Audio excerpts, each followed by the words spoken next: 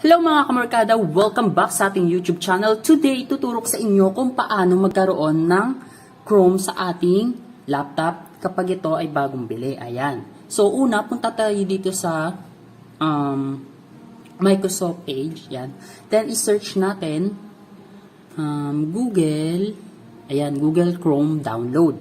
So, click nyo yan para natin. Then, itong nasa baba. So, ayan. Ito na yung pinaka-interface ni Chrome kung saan marami siyang ipinapaliwanag. So, dito, i-click lang natin itong nasa baba. Itong for Windows 10.8.1 64-bit. So, click natin yan. So, ayan. Nag-download na siya. So, hintayin lang natin. Kapag dinownload nyo siya mga kamarkada, ito yung bubungad sa atin. Thank you for downloading, just a few steps left.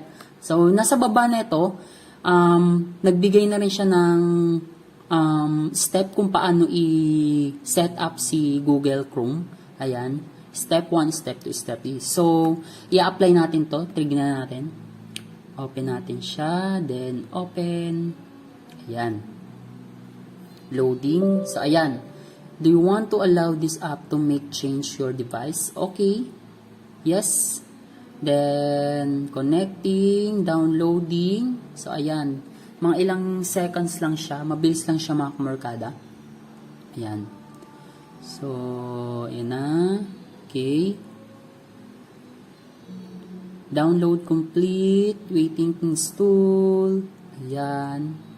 So, makakagamit na tayo ng Google din. Makakapag-search na rin tayo ng mga dapat na i-search. Ayan. Nag-install na siya. Okay.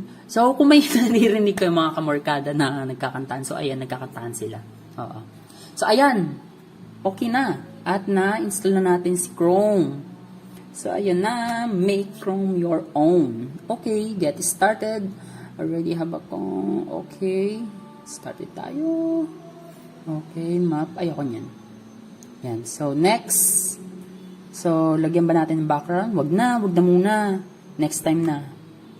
Yan. So, next.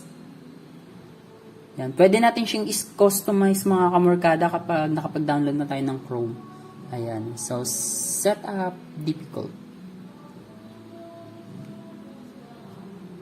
Hindi. Later na lang. So, skip natin muna. So, ayan.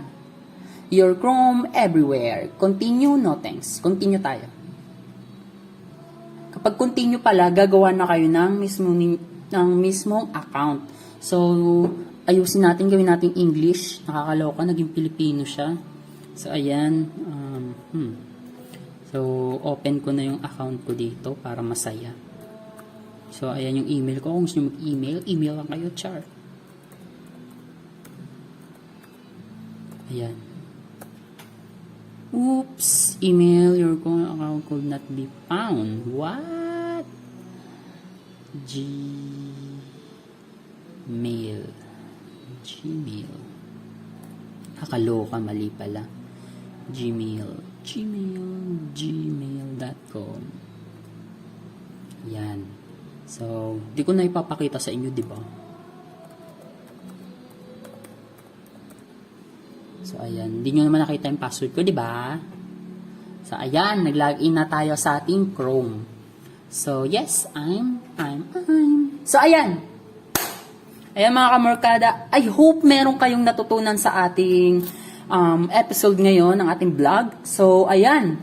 Kung wala ka pang Chrome, mag-download ka na sa pamamagitan ng Microsoft. Yung pangalan nito? Microsoft Edge. Yan. Then, search nyo lang, Google Chrome, then, yeah, download nyo na. So, ayan mga kamarkada, I hope meron kayong natutunan sa ating YouTube vlog ngayong araw na ito. At kung hindi ka pa nakasubscribe, please, click the button below para lagi kang updated sa ating mga latest video. Thank you!